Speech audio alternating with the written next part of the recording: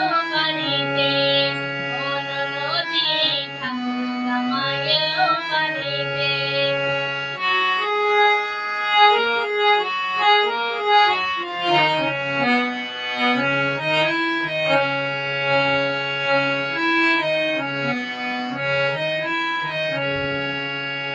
পাঠাই কারে জেলে পালা রাঁধতে হবে মাছ, পাঠাই কারে জেলে পালা রাঁধতে হবে মাছ, আর কিনতে হবে রাঙা আলু, আর কিনতে হবে রাঙা আলু, পটল গোটা পাঁচ।